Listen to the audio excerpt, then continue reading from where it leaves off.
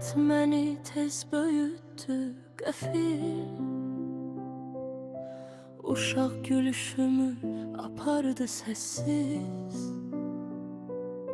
Hamı dedi keçər, keçmədi illər. İçimdə qaldı o yarım qalan his. Küçələr tanıyır addımlarımı.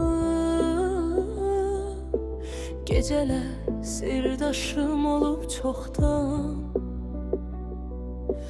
Bir vaxt ümid ilə baxdığım dünya indi qaranlıqdır mənə hər yandan. Dost deyib yanımda duran insanlar bir-bir dəyişdilər zaman gələndə. Mən isə susaraq öyrəndim artıq, kimsə qalmır adam dara düşəndə. Qəlbim yorulubdur savaşmaqdan da. Gülürəm üzümə baxan görəndə.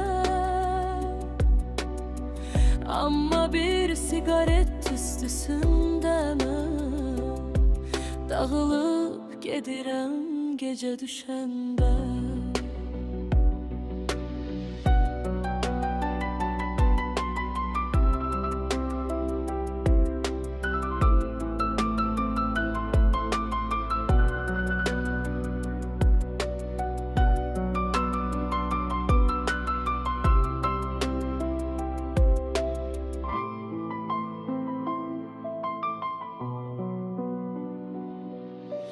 İçimdə demədim min kəlmə qalıb.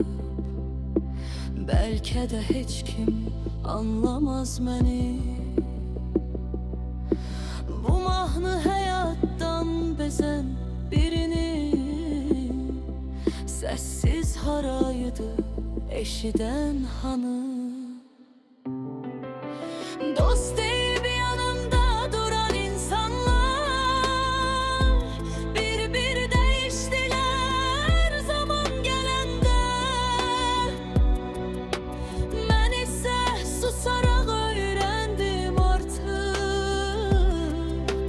kimsə qalmır adam dara düşəndə. Qəlbim yorulubdur savaşmaqdan da. Gülürəm üzümə baxan görəndə. Amma bir siqaret tüstüsündə mən dağılıb gedirəm gecə düşəndə.